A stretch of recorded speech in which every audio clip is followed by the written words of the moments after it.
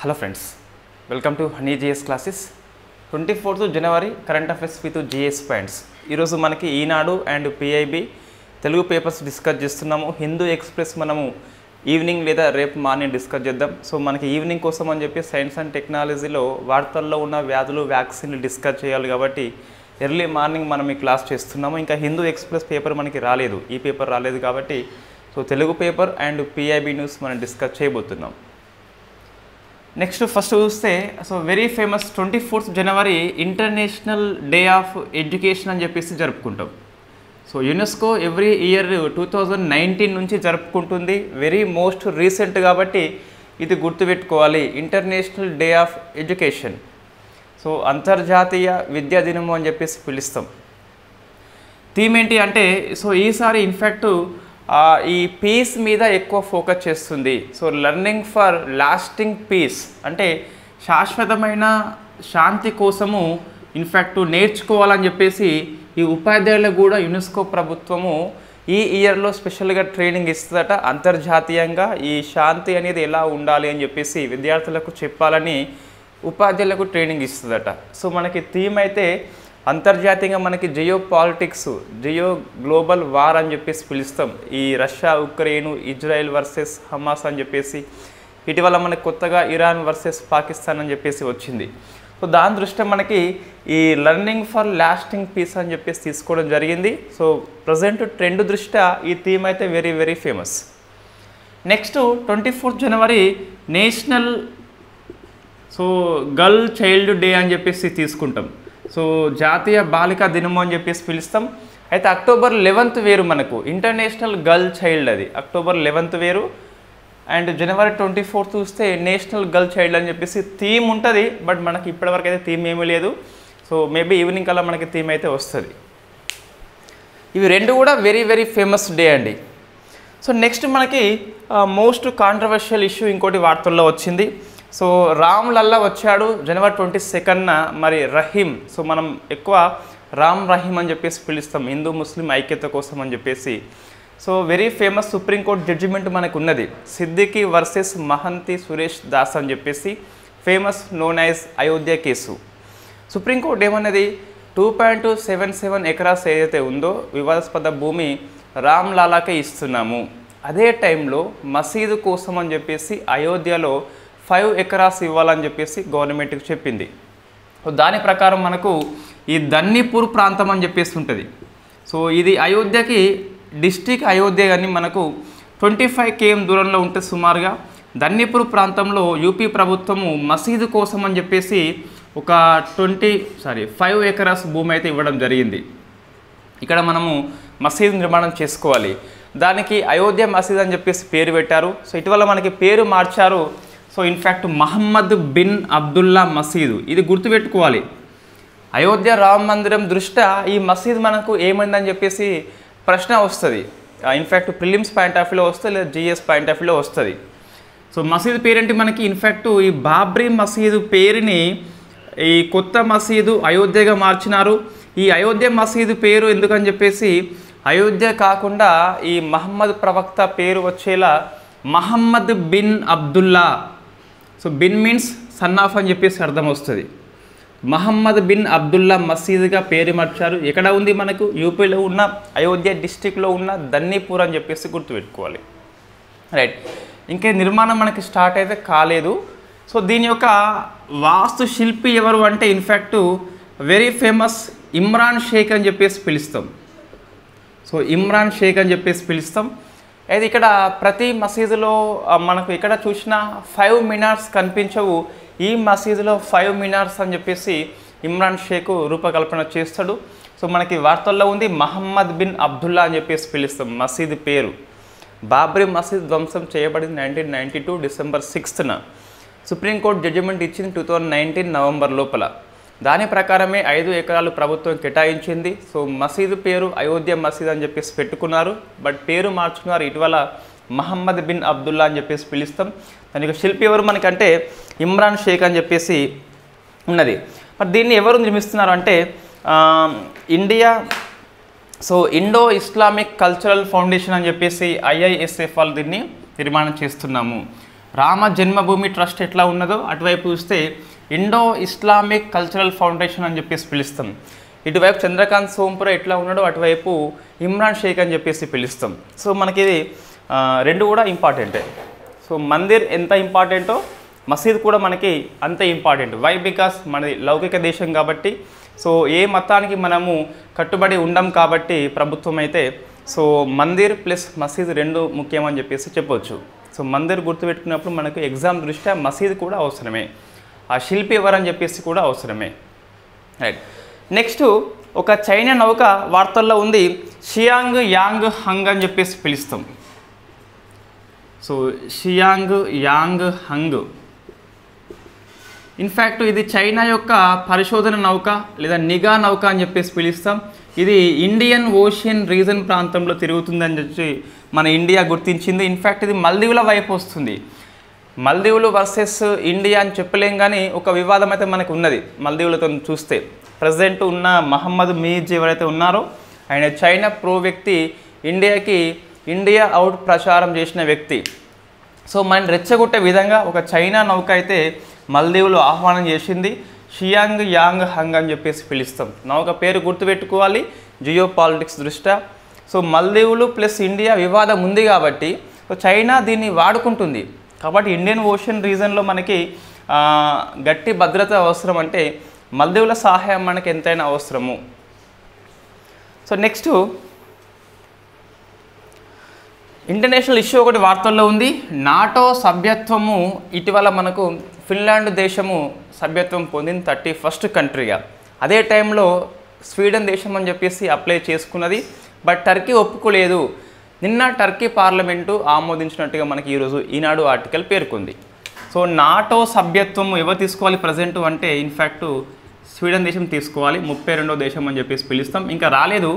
So ఇన్ని రోజులు మనకి తుర్కీయే లేదా టర్కీ అని చెప్పేసి అభ్యంతరం చెప్పింది. వై? బికాస్ టర్కీలో తిరుగుబాటుదారులు అయిన కుర్దీష్ వాళ్ళకి ఇన్ఫ్యాక్టు వీళ్ళు శరణార్థిగా హోదా ఇస్తున్నారు, సపోర్ట్ చేస్తున్నారని చెప్పేసి స్వీడన్ మెంబర్షిప్ని ఈ తుర్కీయే లేదా టర్కీ ప్రభుత్వము వ్యతిరేకించింది.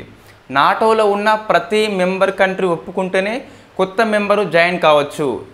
ఈ రకంగా మనకు ఈ కంట్రీ యొక్క మెంబర్షిప్ అయితే వాయిదా పడింది. నిన్న టర్కీ యొక్క పార్లమెంటు ఆమోదించింది కాబట్టి ఆల్మోస్ట్ స్వీడన్ కంట్రీ నాటో లోపల 32వ దేశంగా ఫిన్లాండ్ తర్వాత కొత్త మెంబర్గా చేరబోతుంది.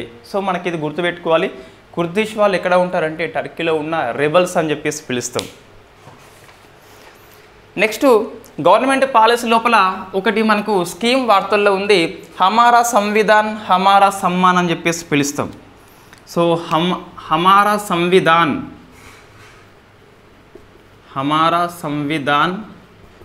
హమారా సమ్మాన్, ఇన్ఫ్యాక్ట్ ఇది ఈరోజు మనకు సో ఉపరాష్ట్రపతి జగదీప్ ధన్కర్ గారు ప్రారంభిస్తున్నారు. ఇటువంటి ప్రశ్న వస్తుంది, రాష్ట్రపతి అని చెప్పేసి మనం అనుకుంటాం, ప్రధానమంత్రి అని చెప్పేసి అనుకుంటాం. ఇది ఎందుకంటే 24th జనవరిన స్టార్ట్ చేస్తున్నారు. ఈరోజు 75th రిపబ్లిక్ డే సందర్భంగా, ఎల్లుండి రిపబ్లిక్ డే అయినప్పటికీ మనకి ముందుగానే స్టార్ట్ చేస్తున్నారు. 75th రిపబ్లిక్ డే సెలబ్రేషన్స్ మనకు 1 year పొడవునా జరుగుతాయి. సో దానికోసం అని చెప్పేసి ప్రోగ్రామ్ పేరేంటి, హమారా సంవిధాన్ హమారా సమ్మాన్ అని చెప్పేసి మనకు ఈ ఇయర్ మొత్తం వినిపిస్తుంది. ఎందుకోసం అంటే మనకి ఇటీవల 75th ఇండిపెండెన్స్ డే అని చెప్పేసి మనం ఆజాదీ కా అమృత్ మహోత్సవ్ జరుపుకున్నాము. అది ఇయర్ పొడవునా మనకు కొన్ని స్కీమ్స్ను అందులో భాగంగా జరుపుకున్నాం. మన గ్రూప్ 1 ప్రిలిమ్స్లో ప్రశ్న కూడా వచ్చింది, ఈ క్రింది వాటిలో ఆజాదీ కా అమృత్ మహోత్సవ్లో లేనిది ఏంటని చెప్పేసి వచ్చింది, మనం డిస్కస్ చేసినాం అంతకుముందే. సో ఇప్పుడు కూడా అదేవిధంగా 1 year పొడుగున కొన్ని కార్యక్రమాలు ఉంటాయి మనకు. దేంట్లో హమారా సంవిధాన్ హమారా సమ్మాన్ లోపల కొన్ని కార్యక్రమాలు ఉంటాయి. సో వాటిని మనం గుర్తుపెట్టుకోవాలి. ఒక పేజీ పెట్టుకోండి కంపల్సరీ, ఇప్పుడే ఒక పేజీ పెట్టుకోండి, హమారా సంవిధాన్ హమారా సమ్మాన్ అని చెప్పేసి పేజీ పెట్టుకొని సో మనకి డిఫరెంట్ కార్యక్రమాలు స్టార్ట్ చేస్తూ ఉంటాం గవర్నమెంట్ ఆఫ్ ఇండియా మనకు. సో అప్పుడు ఇదే పేజీలో రాసుకుంటే రివిజన్ కోసం బాగా పనికొస్తుంది. లేకుంటే ఏమవుతుంది, జనవరి మాసం గడిచిపోతుంది, ఫిబ్రవరి వస్తుంది, మార్చి వస్తుంది, ఏప్రిల్ వస్తుంది, మే వస్తుంది, జూన్లో మనం ఎగ్జామ్ రాస్తాం కావచ్చు, ప్రిలిమ్స్ మేబీ, లేకుంటే గ్రూప్ 2 ఆగస్ట్ సెప్టెంబర్ రాస్తాం కావచ్చు. సో అప్పుడు మళ్ళీ ఇవి ఇబ్బంది అవుతాయి. ఒక దగ్గర పెట్టుకుంటే ఈజీగా అవుతుంది. ఈ ఇయర్ పాటు మనకి వార్తల్లో ఉండే అంశం కాబట్టి ఒక పేజీ స్పెషల్గా కేటాయించుకోండి. ఈజీగా మనం గుర్తుపెట్టుకునే అవకాశం ఉంటుంది ఏ ప్రోగ్రామ్స్ అని చెప్పేసి. మన ప్రోగ్రామ్స్ ఇంకా ఏం స్టార్ట్ కాలేదు. సో ఈరోజు చూస్తే మనం ఏమైనా స్టార్ట్ అయితే కావచ్చు. సో ఫస్ట్ డే కాబట్టి స్టార్ట్ కావచ్చు. దీన్ని ఎవరు కండక్ట్ చేస్తున్నారు మనకంటే డిపార్ట్మెంట్ ఆఫ్ జస్టిస్, అంటే లా మినిస్టర్ కింద పనిచేస్తుంది. రైట్, ఇది మీరు ఆన్సర్ చేయండి. మనం డిస్కస్ చేసిన అంశమే ఆల్రెడీ. ఆజాదీ కా అమృత్ మహోత్సవ్ని ఏ శాఖ నోడల్ ఏజెన్సీగా పనిచేసింది? దీనికి ఎవరు? మినిస్ట్రీ ఆఫ్ లా జస్టిస్ వాళ్ళు పనిచేస్తున్నారు. డిపార్ట్మెంట్ ఆఫ్ జస్టిస్ వాళ్ళు దీన్ని కండక్ట్ చేస్తున్నారు. ఈజీగా మనకు గుర్తుంటుంది, లా మినిస్ట్రీ కాబట్టి రాజ్యాంగం అంటే పెద్ద ఇబ్బంది లేదు. Next very famous, so Karpoori ఠాకూర్కి భారతరత్న అవార్డు ఇవ్వడం జరిగింది. 2019లో లాస్ట్ టైం ముగ్గురికి వచ్చింది. సో తర్వాత మళ్ళీ చూస్తే ఒకరికే వచ్చింది. సో 2024 ఈ అవార్డు ఇది భారతరత్న. సో మనకి ఇటువంటి ఫేమస్ క్వశ్చన్ దాదాపుగా రాదండి. ప్రశ్న వచ్చినా కూడా క్రింది వాళ్ళలో భారతరత్న అవార్డు వచ్చింది ఎవరికని చెప్పేసి రాదు. అయితే ఆయన యొక్క కంట్రిబ్యూషన్ ఏంటని చెప్పేసి దాని మీద ప్రశ్న వస్తుంది. చూడండి మీరు. సో భారతరత్న అవార్డు గ్రహీత ఎవరని చెప్పేసి ఇక్కడ మన్మోహన్ సింగ్, నరేంద్ర మోడీ, అమిత్ షా అని చెప్పేసి, లేదా కర్పూర్ ఠాకూర్ అని చెప్పేసి ప్రశ్న రాదు. కర్పూర్ ఠాకూర్ దేనికి ఫేమస్ అని చెప్పేసి ప్రశ్న వస్తుంది. సో మనం డిస్కస్ చేస్తాం అది. ఈయన 49వ వ్యక్తి ఫస్ట్ అయితే. సో మరణం అనంతరం వచ్చిన 13వ వ్యక్తి అని చెప్పేసి కూడా గుర్తుపెట్టుకోవాలి. ఇటువంటి మనం చెప్పుకోవడానికి కానీ ఎగ్జామ్లో దాదాపు రావండి. ఈ టీఎస్పీఎస్సీ ట్రెండ్ మారింది, కొద్దిగా నెంబర్స్ మీద వస్తున్నాయి కానీ. సో ఈ టీఎస్పీఎస్సీ తీసి పడేస్తే ఏపీపీఎస్సీ కానీ లేదా యూపీఎస్సీ కానీ ఎన్నో వ్యక్తి, మరణం అనంతరం ఎన్నో వ్యక్తి అట్లా రాదు. ఈయన కంట్రిబ్యూషన్ ఏంటి, ఎందుకు ఇచ్చిన అవార్డు? సో మన అత్యున్నత పౌర పురస్కారము కర్పూర్ ఠాకూర్కే ఎందుకు వచ్చింది, అది ప్రశ్న అడగాల్సిన అవసరం ఉంటుంది. సో ఇన్ఫ్యాక్ట్ ఈయన బీహార్ వాసి అండి. సో ప్రముఖ సోషలిస్టు, సో మన రామ్ మనోహర్ లోహియా కానీ, ఇన్ఫ్యాక్ట్ జయప్రకాష్ నారాయణ యొక్క సహచరుడు, క్విట్ ఇండియా ఉద్యమంలో పాల్గొన్న వ్యక్తి కర్పూరి ఠాకూర్ రామ్ మనోహర్ లోహియాతో పాల్గొంటాడు. So socialist. నెక్స్ట్ 1952లో మనకు ఇన్ఫ్యాక్ట్ ఈ సాధారణ ఎన్నికల్లో ఫస్ట్ టైం ఎమ్మెల్యేగా ఎన్నికైండు. సో తేజ్పూర్ నుంచి కొంచెం గుర్తుపెట్టుకోవాలి, తేజ్పూర్ ప్రాంతము ఫస్ట్ టైం ఎమ్మెల్యేగా ఎన్నికైండు. 1970, 71, 1979, 80 ఇన్ఫ్యాక్ట్ ఈ మధ్యలో బీహార్ యొక్క సీఎంగా పనిచేసిండు. వెరీ తక్కువ టైమే కానీ 77 నుంచి 79 వరకు. సో ఫస్ట్ టర్మ్ వస్తే 70 నుంచి 71 అని చెప్పేసి, సెకండ్ టైము 77 నుంచి 79 ఎమర్జెన్సీ టైంలో ఇన్ఫ్యాక్ట్ ఇతను చాలా ఫైట్ చేసిండు. తర్వాత మనకు కాంగ్రెస్ చాలా ప్రభుత్వాల్లో ఓడిపోతుంది. సో ఇన్ఫ్యాక్ట్ సోషలిస్ట్ పార్టీ మనకు గెలుస్తుంది. సోషలిస్ట్ పార్టీ లోపల తొలి కాంగ్రెస్ ఇతర ప్రధాన ముఖ్యమంత్రి అని చెప్పేసి పిలుస్తాం ఇతన్ని. ఎవరిని? మన ఠాకూర్ని. రైట్. ఇన్ఫ్యాక్ట్ ఇతను బీహార్ లోపల సంపూర్ణ మద్యపానం నిషేధం కోసము అమలు చేసిండు బీహార్లో. సో ప్రజెంట్ అమల్లో ఉంది, అప్పటి నుంచో అమల్లో ఉంది. నెక్స్ట్ ఇతను మన రిజర్వేషన్లకి ఇన్ఫ్యాక్ట్ వెనుకబడ్డ వర్గాలు ఏవైతే ఉన్నాయో వాళ్ళకి రిజర్వేషన్లు కల్పించాడు. 26% కల్పించాడు. సో ఏ కమిటీ సిఫార్సు చేసినంటే మనకు ముంగేరి లాల్ కమిషన్ అని చెప్పేసి ఉన్నది. సో ముంగేరి లాల్ కమిషన్ పేరు గుర్తుపెట్టుకోవాలి. In fact so Mungeri Lal commission, Mandal commission సిఫార్సు కంటే ముందే ముంగేరి లాల్ కమిషన్ మనకి బీహార్ ప్రభుత్వం కావచ్చు కానీ సో దేశానికి ఒక మనకు ముందు దారి చూపెట్టింది. సో ఓబీసీ రిజర్వేషన్లని 26% ఇచ్చింది. అయితే 26% మొత్తం మనం పూర్తిగా ఓబీసీ వాళ్ళు లేరు. ఇందులో 12% ఓబీసీ ఉన్నారు. ఒక 8% వస్తే మోస్ట్ బ్యాక్వర్డ్ క్లాసెస్. ఈ ప్రశ్న మనకు వస్తుందండి. బీసీ వర్గాల్లో అత్యంత వెనుకబడ్డ వర్గాలుగా విభజన చేసిన ఫస్ట్ కమిషన్, ఫస్ట్ ప్రభుత్వం అని చెప్పేసి ప్రశ్న వస్తుంది. ముంగేరిలాల్ కమిషన్ పేరు మనం గుర్తుపెట్టుకోవాలి. వెనుకబడ్డ వర్గాలు చేయొచ్చు అని చెప్పేసి సిఫార్సు చేసిన వ్యక్తి ముంగేరిలాల్, అమలు చేసిన వ్యక్తి మన ఠాకూర్. సో 8% మోస్ట్ బ్యాక్వర్డ్ క్లాసెస్కి, 3% మహిళలకి, ఇందులో ఓబీసీలో ఉన్న మహిళలకి స్పెషల్గా కేటాయించాడు. నెక్స్ట్ ఇంకొక 3% ఉన్నదిగా, ఇది అగ్రవర్ణాల్లో పేదలకి. So very very famous. Present మనకి ఈడబ్ల్యూఎస్ కోటా అని చెప్పేసి మనం చేసుకుంటున్నాం 10% అని చెప్పేసి. అప్పుడే బీహార్లో ఉన్న అగ్రవర్ణ పేదలకి కూడా ఆర్థికంగా రిజర్వేషన్లు ప్రవేశపెట్టాడు 3% అని చెప్పేసి. మొత్తం మీద మనకు 26% లోపల ఇవి అన్నీ గుర్తుపెట్టుకోవాలన్నా అంటే ఈ శాతాలు అవసరం లేదు కానీ అగ్రవర్ణ పేదలకి రిజర్వేషన్లు కల్పించిన ఫస్ట్ వ్యక్తి అని చెప్పేసి చెప్పొచ్చు. అదేవిధంగా వెనుకబడ్డ వర్గాల్లో అత్యంత వెనుకబడ్డ వర్గాల విభజన అని చెప్పేసి మనం గుర్తుపెట్టుకోవచ్చు. ముంగేరి లాల్ కమిషన్ కూడా మనం గుర్తుపెట్టుకోవాలి. ఆయన సిఫార్సు చేస్తేనే మన ఠాకూర్ ప్రభుత్వం అమలు చేసింది. 77-79లో మనకు రెండవసారి సీఎం అయినప్పుడు అమలు చేశాడు. 71లో ఉన్నప్పుడు మనకి మద్యపాన నిషేధం అని చెప్పి సంపూర్ణంగా అమలు చేసిన వ్యక్తి అని చెప్పేసి మనము చెప్పుకోవచ్చు. రైట్, ఇక ఈ భారతరత్న కొంచెం మనకు వెరీ ఫస్ట్ టైం ఎవరికి వచ్చింది, ఇదంతా మహిళ ఎవరు, విదేశీ వ్యక్తి ఎవరు అని చెప్పేసి మనకి జీకే పుస్తకాలు దొరుకుతుంది.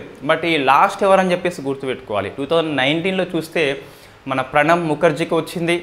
తర్వాత ఇంకా నానాజీ దేశ్ముఖ్ వచ్చింది. ఇంకొక వ్యక్తి ఇన్ఫ్యాక్ట్ భూపెన్ హజారక్ అని చెప్పేసి సో అతనికి వచ్చింది. మొత్తం 3 వ్యక్తులు. అయితే ఒకేసారి మనకి ముగ్గురికి ఇవ్వచ్చు, ముగ్గురికంటే ఎక్కువ ఇవ్వరాదు. బట్ 1999లో మనకి 4 మెంబర్స్కి ఇస్తారు. అప్పుడే మన అమర్త సేన్ కూడా వస్తుంది, రవిశంకర్ కూడా వస్తుంది. రైట్, అది కూడా మనం చూసుకోవాలి. గరిష్టంగా చూస్తే ముగ్గురే, బట్ 99లో 4 మెంబర్స్కి వచ్చింది. తర్వాత దీన్ని ఎవరు ఇస్తారంటే రాష్ట్రపతి ఇస్తారు. అది recommendation of the prime minister of India. Next ఇంకో ఫేమస్ అవార్డు ఉన్నది, సుభాష్ చంద్రబోసు ఆపద ప్రబంధన్ పురస్కారం అని చెప్పేసి అవార్డు ఉన్నది.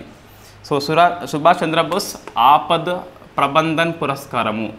ఇది ఎందుకు ఇస్తారంటే మనకు జనరల్గా ఈ విపత్తులు వచ్చినప్పుడు ఎవరైతే సహాయం చేస్తారో వాళ్ళకి ఇస్తారు. ఈసారి ఇన్స్టిట్యూషనల్ కేటగిరీలో మనకి వెరీ ఫేమస్ యూపీ సంస్థ 60 పారాచూట్ ఫీల్డ్ హాస్పిటల్ అని చెప్పేస్తున్నది. So 60 parachute field hospital. So ఈ హాస్పిటల్కి అవార్డు వచ్చింది. ఈ హాస్పిటల్ మనకి ఇన్ఫ్యాక్ట్ యూపీలో ఉంటుంది. సో యూపీలో 60 పారాషూట్ ఫీల్డ్ హాస్పిటల్ అని చెప్పేసి గుర్తుపెట్టుకోవాలి. సో మరి ఇది ఏ విపత్తుల్లో సహాయం చేసింది అంటే 2013లో మనకు ఉత్తరాఖండ్ వరదలు వచ్చినాయి. సో అప్పుడు సహాయం చేసింది. 2015లో నేపాల్ భూకంపం వచ్చినప్పుడు ఇండియా ఆపరేషన్ మైత్రి అని చెప్పేసి కండక్ట్ చేసింది. దీనిలో హెల్ప్ చేసింది. 2018లో ఇండోనేషియా లోపల సునామీ వచ్చినప్పుడు మనకు ఆపరేషన్ సముద్ర మైత్రి అని చెప్పేసి ఇండియా కండక్ట్ చేస్తే ఇందులో కూడా హెల్ప్ చేయడం జరిగింది. సో సముద్ర మైత్రి అని చెప్పేసి 2023లో టర్కీ భూకంపం వచ్చినప్పుడు ఆపరేషన్ దోస్త్ అని చెప్పేసి ఇండియా కండక్ట్ చేస్తే అందులో కూడా హెల్ప్ చేసింది. ఆపరేషన్ మైత్రి నేపాల్ భూకంపం హెల్ప్ చేసింది. ఆపరేషన్ సముద్ర మైత్రి సునామీ, ఆపరేషన్ దోస్త్ అని చెప్పేసి అది కూడా మనకి టర్కీ యొక్క భూకంపము. సో నేపాల్, ఇండోనేషియా, టర్కీ అని చెప్పేసి దేశాలు గుర్తుపెట్టుకోవాలి. ఈ కంట్రిబ్యూషన్ గాను Aapda Prabandhan award 60 parachute field hospital from UP అని చెప్పేసి గుర్తుపెట్టుకోవాలి. ఇంకొక అవార్డు మనకి వార్తల్లో ఉంది, అమెరికా అవార్డు WSSC అవార్డు అని చెప్పేసి పిలుస్తాం. సో ఇది వీడ్ సైన్స్ సొసైటీ అమెరికా అని చెప్పేసి కలుపు మొక్కల యొక్క నివారణ కోసం కృషి చేసిన వ్యక్తికి ఇస్తారు. 24 అవార్డు మన AN రావుకి వచ్చింది. సో AN రావు అంటే అడుసుమల్లి నారాయణ రావు అని చెప్పేసి పిలుస్తాం. సో అది గుర్తుపెట్టుకోవాలి, అమెరికా అవార్డు కాబట్టి ఎగ్జామ్లో వస్తే రావచ్చు. నెక్స్ట్ ఇంకా కొన్ని అవార్డ్స్ మనకి వార్తల్లో ఉన్నాయి. సో స్పోర్ట్స్ అవార్డు క్రికెట్ లోపల BCCI 4 ఇయర్స్కు ఒకేసారి ఇచ్చిందండి. సో 2019 నుంచి స్టార్ట్ చేసింది. 19 నుంచి 20, 20 నుంచి 21, 21 నుంచి 22, 22 నుంచి 23. జనరల్గా మనకి స్పోర్ట్స్ అవార్డు లోపల క్రికెట్ అయితే అత్యంత ఇంపార్టెంట్ కాబట్టి ఈ పేర్లు గుర్తుపెట్టుకోవాలి. జనరల్గా మనకు ఈ లాస్ట్ ఇయరే గుర్తుపెట్టుకుంటాం మనం. బట్ ఇవి 4 ఇయర్స్ ఒకేసారి వచ్చినాయి అంటే TSPSC ఇక్కడనే ఫోకస్ చేస్తుంది. వీడు ఎక్కడ తప్పు చేస్తాడో, ఎట్లా ఇబ్బంది పెట్టాలో అని చెప్పేసి చూసి మరి ఇక్కడనే ఫోకస్ చేస్తుంది. సో మనకి చూస్తే ఇన్ఫ్యాక్ట్ ఫస్ట్ అయితే ఈ జీవితకాల సాఫల్య పురస్కారం అని చెప్పేసి ఉంటుంది. సో ఇన్ఫ్యాక్ట్ ఇది దీని యొక్క పురస్కారం పేరు మనకు CK నాయుడు అవార్డు అని చెప్పేసి పిలుస్తాం. So life time achievement award పేరు CK నాయుడు అవార్డు అని చెప్పేసి రవిశాస్త్రికి వచ్చింది. ఇంకొక వ్యక్తి ఫరూక్ ఇంజనీర్ అని చెప్పేసి వచ్చింది. సో రవిశాస్త్రి మనకి వెరీ ఫేమస్. 83 వరల్డ్ కప్ వచ్చినప్పుడు మంచి ఆల్రౌండర్. మనకి ఇటీవల మనకి ఇండియా జట్టుకి కోచ్గా పనిచేశాడు. మన కోహ్లీకి అత్యంత ఆప్త మిత్రుడు అని చెప్పేసి పిలుస్తాం. ఇంకొక వ్యక్తి ఫరూక్ ఇంజనీర్ అని చెప్పేసి ఉన్నాడు.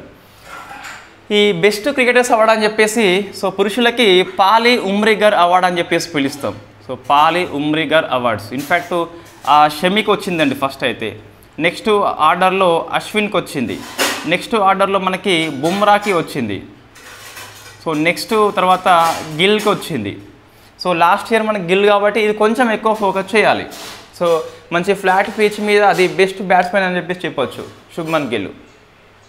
మీరు బాగా అబ్జర్వ్ చేస్తే అంతగా అవసరం లేదు, కానీ గిల్ని బీసీసీఐ ఎక్కువ ఫోకస్ చేస్తుంది. వై? బికాస్ బీసీసీఐకి ఒక అత్యంత ప్రజాదరణ పొందిన ఆటగాడు అవసరము. సో సచిన్ అయిపోయాక మనకి ధోని వచ్చినాడు, ధోని అయిపోయాక కోహ్లీ, రోహిత్ శర్మ అని చెప్పేసి వచ్చారు. ఇద్దరు పోతే నెక్స్ట్ ఎవరని చెప్పి చూస్తే ఎవరు లేడు కాబట్టి సో గిల్ అనే వ్యక్తిని ఎక్కువ ఫోకస్ చేస్తుంది. ఇన్ఫ్యాక్ట్ అందుకోసం అని చెప్పేసి ఎక్కువ ఫ్లాట్ పిచ్లు తయారు చేస్తుందని చెప్పేసి విమర్శకులు చెప్తారు కొంతమంది. నెక్స్ట్ మహిళల్లో కూడా అవార్డు ఇచ్చారు బెస్ట్ క్రికెటర్స్ అని చెప్పేసి. అందులో సో ఈ 19, 20లో 22, 23లో వెరీ ఫేమస్ దీప్తి శర్మకి వచ్చింది. 20, 21, 22లో వస్తే సో స్మృతి మందానకి వచ్చింది. సో లేడీ గంగూలీ అని చెప్పేసి పిలుస్తాం. మొత్తం మీద ఇద్దరు పేర్లు గుర్తుపెట్టుకోవాలంటే ఈ శర్మ పేరు లాస్ట్ ఇయర్ కాబట్టి గుర్తుపెట్టుకోవాలి. ఈ పాలి ఉమర్గర్ అవార్డు లాస్ట్ టైం గిల్కి వచ్చిందని చెప్పేసి గుర్తుపెట్టుకోవాలి. ఈ ఫస్ట్ 3 అంతగానం అవసరం లేదు, బట్ ఒకసారి చూసుకోండి పేర్లు ఆర్డర్లో ఒకసారి. సో మనకి బౌలర్లే కాబట్టి ముగ్గురు షమి, అశ్విన్, బుమ్రా అని చెప్పేసి ఈజీగా గుర్తుపెట్టుకోవచ్చు. నెక్స్ట్ ప్లేసెస్ ఇన్ న్యూస్ అని చెప్పేసి ఖాన్ యూనిస్ ప్లేస్ వార్తల్లో ఉన్నది. సో ఖాన్ యూనిస్ ప్లేస్ వార్తల్లో ఉంది. ఇది మన గాజాలో ఉంటుంది. ఇన్ఫ్యాక్ట్ ఇజ్రాయెల్ దేశం పూర్తిగా ఆధీనంలోకి తీసుకుంది కాబట్టి జనరల్గా మనకి జియో పాలిటిక్స్ దృష్ట్యా ఈ ప్లేసెస్ న్యూస్ అని చెప్పేసి వస్తుంది. ఖాన్ యూనిస్ అని చెప్పేసి పేరు గుర్తుపెట్టుకోవాలి. గాజా స్ట్రిప్ లోపల ఉంటుంది. తెలంగాణ చూస్తే హైదరాబాదు లిటరసీ ఫెస్టివల్ అని చెప్పేసి సాహిత్య ఫెస్టివల్ మనకు హైటెక్ సిటీ లోపల కండక్ట్ చేస్తుంది. ఈసారి చూస్తే అంతర్జాతీయంగా సాహిత్యం చూస్తే నార్వేది, దేశీయంగా చూస్తే ఒడియా సాహిత్యమే చర్చ అయితే ఉంటుంది. సో సాహితీ ఫెస్టివల్ లోపల మనకు చర్చ ఉంటుంది. ఇంటర్నేషనల్ లెవెల్లో చూస్తే నార్వే సాహిత్యం డిస్కస్ చేస్తారు, నేషనల్ లెవెల్లో చూస్తే ఒడియా అని చెప్పేసి డిస్కస్ చేస్తారు. ఒక 2 పరిశ్రమలు తెలంగాణకు వచ్చినాయి. ఒకటి డూసన్ సంస్థ అని చెప్పేసి దక్షిణ కొరియా సంస్థ, కాస్మెటిక్ తయారీ సంస్థ హైదరాబాద్కి వచ్చింది. ఇంకోటి రష్యా సంస్థ Zoom technology plus AC lab అని చెప్పేసి ఈ ఫోరెన్సిక్ విషయంలో హైదరాబాద్లో ఒక డెవలప్మెంట్ సెంటర్ని ఏర్పాటు చేస్తుంది. ఇవి 2 మనకి వార్తల్లో ఉన్నాయి. సో ఫస్ట్ చూస్తే మనకు డూసన్ సంస్థ అని చెప్పేసి ఉన్నది. సో ఆ దక్షిణ కొరియా సంస్థ అది కాస్మెటిక్స్ను ప్రొవైడ్ చేస్తుంది. ఇంకోటి AC lab plus Zoom technology అని చెప్పేసి అది రష్యా సంస్థ అని చెప్పేసి గుర్తుపెట్టుకోవాలి. ఇవి మనకి ఈరోజు కరెంట్ అఫైర్స్. సో భారతరత్న మనకి అవార్డు అయితే వెరీ వెరీ ఫేమస్ ఈరోజు. ఒకటి నెక్స్ట్ మహమ్మద్ బిన్ అబ్దుల్లా మసీదు యొక్క ఆర్కిటెక్ట్ ఎవరు అని చెప్పేసి ఇక్కడ అని చెప్పేసి అదొకటి వెరీ వెరీ ఫేమస్. ఇవి 2 గుర్తుపెట్టుకోవాలి. దాంతోపాటు ఇది స్వీడన్ దేశానికి నాటో సభ్యత్వము దాదాపుగా వచ్చినట్టే మనం చెప్పుకోవచ్చు. సో ఏ కంట్రీ ఆమోదించింది? టర్కీ అని చెప్పేసి కుర్దిష్ తిరుగుబాట్లు అని చెప్పేసి గుర్తుపెట్టుకోవాలి.